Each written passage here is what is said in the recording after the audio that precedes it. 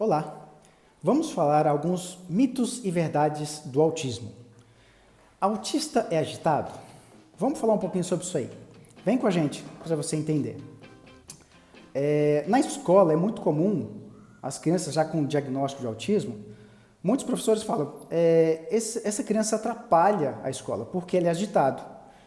Só que existe dentro da psiquiatria o neurodesenvolvimento, dentro do DSM-5, no livro que a gente se baseia muito em diagnóstico e comportamentos, outras condições como o TDAH, o déficit de atenção, o transtorno hipercinético, né? O transtorno motor, transtorno específico na aprendizagem, que acaba gerando uma angústia, uma ansiedade.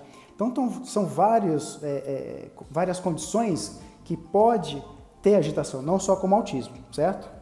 Outro mito que vemos, muitos falam que o autismo é agressivo.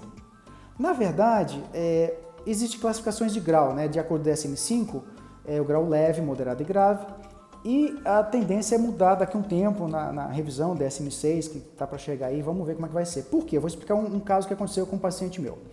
Um garoto de 16 anos, sem medicação, já com inclusão em jovem aprendiz, área profissional, e ele tinha um gatinho branco, né? Depois de 3 anos, tinha um afeto nesse pet dele.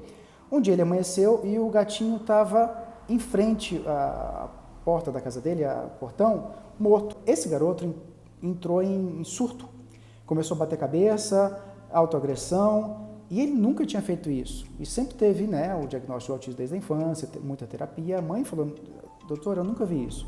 Então o que acontece?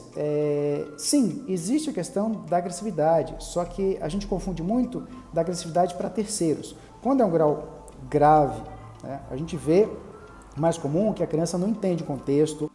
Outro mito interessante que a gente vê muito é que muitos ainda falam, né? O autista não tem contato visual. Isso é um mito, porque se a criança ela foi treinada, tá? Se ela é um antigo Asperger, no caso, um autista de alto funcionamento, a criança olha para você e ela tem um contato visual preservado e ela tem um diagnóstico de autismo, como eu tenho alguns pacientes assim.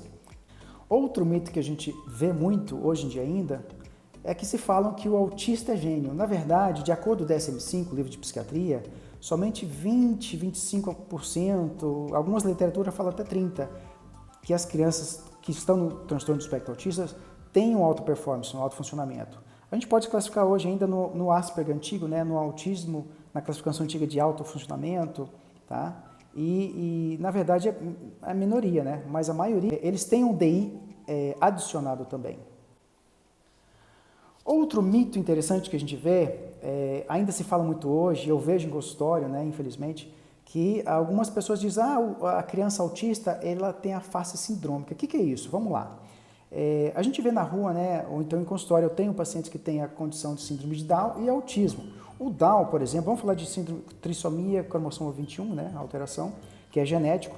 A gente vê que essa criança, esse adolescente tem a fisionomia, face sindrômica, né? Ele tem perfil de tonel, eles têm características, geralmente a porcentagem muito alta de cardiopatia comprometida, 100% das crianças com síndrome de Down, eles têm um déficit intelectual adicionado, já o autismo, né, de acordo com o DSM-5, é uns 60%. E o autismo não tem, a criança autista ela não tem a face sindrômica. Às vezes você vê uma criança com contato visual preservado, interagindo, e ela tem inclusive o diagnóstico de autismo e você não percebe pela face sindrômica. Não é por isso que a gente vai definir a criança num todo por ter essa face ou não. Outro mito muito interessante que a gente vê que a gente vê muitos pediatras falando, né? Ah, mamãe, a criança não fala ainda, está com 2 anos, dá o tempo dela que ela vai começar a deslanchar. Isso é um mito muito forte, porque o atraso do neurodesenvolvimento, às vezes não é um autismo, mas pode ser uma condição, um transtorno específico na fala, um transtorno específico na aprendizagem, alguma coisa do neurodesenvolvimento que é importante investigar. Então, a questão de esperar o tempo é muito importante aí, e é um mito a gente esperar a criança desenvolver. A gente já precisa de intervenção no momento que a gente percebe alguma alteração no desenvolvimento dessa criança. Outra coisa que a gente vê muito sobre o mito da criança autista é sobre a comparação entre crianças. A gente vê profissionais falando, não, a gente não deve comparar. Na verdade, sim, a Sociedade de Pediatria Brasileira muitos livros de psiquiatria, a gente vê os marcos do desenvolvimento. O que é isso? O que a criança faz até os 6 meses de idade, normalmente, no desenvolvimento? O que a criança faz até 1 ano de idade? O que a criança faz até 1 ano e meio, até os 2 anos de idade, que é muito importante nesse período de desenvolvimento. Então, a gente compara pelos marcos do desenvolvimento, não com outra criança, que não é um parâmetro de comparação. Então, isso aí é um outro mito muito comum que a gente vê na criança autista e fica aí a dica, tá? Para a gente entender um pouquinho mais sobre as verdades e alguns mitos da criança do espectro autista. Até a próxima!